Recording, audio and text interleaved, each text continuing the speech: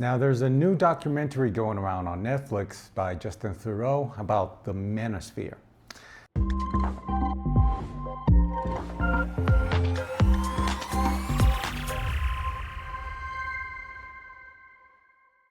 Now, let's talk about this documentary because I watched it and I saw it and I saw all of the things that I normally disagree with the entire manosphere and red pill community. But I think it was kind of a hit and miss because it just kind of glossed over everything. And it's usually the problem when people talk about the red pill or when people talk about like the manosphere in general. People just kind of gloss over the reason why this is appealing to young men. And usually they just go towards focusing on look at how bad these people are. And I agree that a lot of the stuff created by the red pill and all of these things is kind of, well, it's a huge grift. Let's just say that. It's a huge grift. It's really just promoting pornography, promoting get-rich-quick schemes, and all kinds of really just band-aid solutions to a bigger problem. But a lot of young men are attracted to this because you grow up in this environment where you're just looking at everything that's going on inside of your life. And you see this bombardment over and over again from people telling you how masculinity is toxic, masculinity is fragile. You should step aside and let women talk. You should step aside and ask for forgiveness for things that you haven't even done. Or you should apologize on behalf of your gender. All of these things that people tell you as a young man, and the only people telling you that being a man is okay are people who just want your money, or people who just want to sell you porn, or people who just want to sell you get rich quick schemes or masculinity boot camps. So it's really just this kind of empty vacuum that draws these young men in and just gives them the short end of the stick. Fuck the woman! What? What have I done? I'm doing it for money. I don't care about the morality of it. I'm not living for other people. I'm living for myself. And I think that the documentary, like I said, it kind of does a good job in exposing this part of the whole red pill influencer community. But it also doesn't really address the main problem in the room. It doesn't really address the elephant in the room.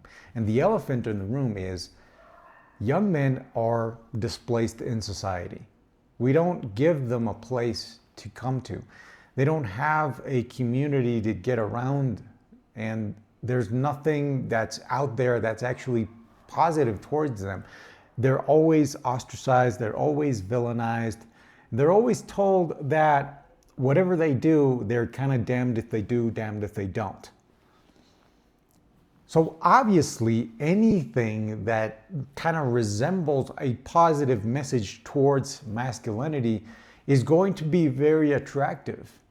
So I don't think that we're noticing this enough, and I don't think that we give this credit enough in order for us to really see what's driving this, what's really making this popular. Why are so many young men driven towards this?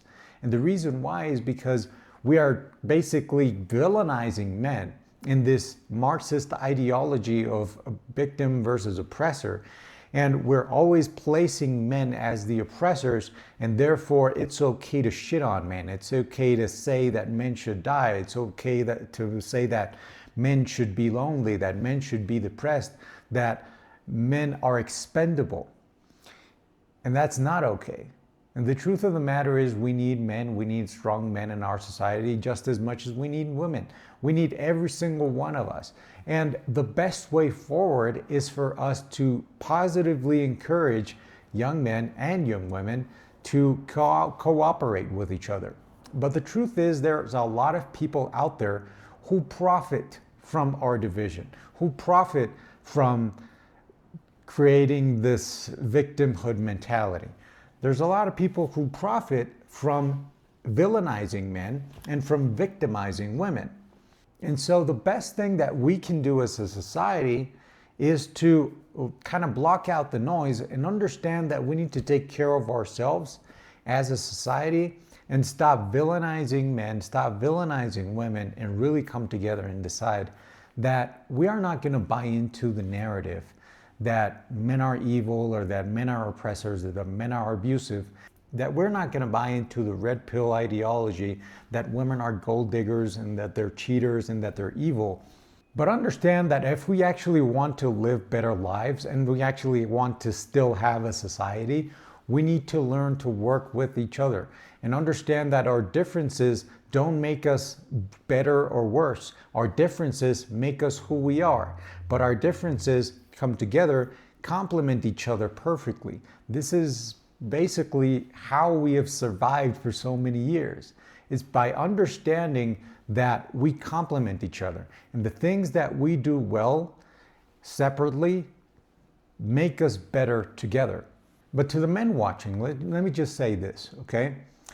There's a lot of people who got angry at the entire idea of this documentary being made. And because they believe that this is kind of another attack on men, that this is just another example of misandry in our society. And there are plenty of examples of misandry in our society, and I'm the first one to call them out. But I'm also the first one to call out the whole red pill ideology, because it's basically creating the opposite effect. What I often criticize about modern feminism is that it exploits the emotions of women, especially young women, in order to gain something from them, in order to manipulate them by making them angry at men. Then they can kind of extract money, resources, and power out of these young women by exploiting their emotions. And the same thing is happening with the red pill community. It's basically following the same playbook than modern feminism. They exploit young men's emotions. They make them angry at women in order to extract money, power, and influence from them. So the best thing that you can do as a young man is understand that this documentary is not really attacking men. It's exposing this dynamic. But at the same time, if that makes you feel displaced, if that makes you feel like then you don't have any kind of positive environment towards masculinity, you need to understand that there are plenty of people, men and women, that appreciate masculinity still, and that they actually look at this with respect and reverence. But the thing is, we need to stop being perpetually online. We need to start looking at other people, and we start to actually have real life interactions. As the kids say, go out and touch grass. The truth is, the more time you spend online, the more into these messages you get. And especially now with algorithms and all of this stuff, the more attention that you pay to those kinds of messages, the more you get bombarded with it. And the more triggered you get by it, the more people actually start to manipulate you. This is the game. This is what feminism does. This is what red pill does.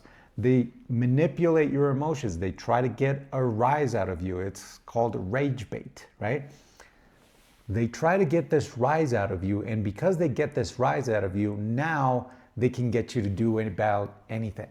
This is how, like, for example, Fresh and Fit, they make a lot of money just by exploiting this dynamic. They go on, they create this podcast with a whole bunch of OnlyFans creators. They know that you're going to go and click on their OnlyFans links, and they get a commission from that. Also, they get paid every time that you want to send a super chat and insult these women online. They get a rise out of you enough for you to actually pay money to insult somebody that you don't know. That's crazy. But this is their game, okay? And this is their business, and business is booming. So the more you understand that this is the way they're manipulating you, the more you can kind of extract yourself from that and look at it from a better perspective.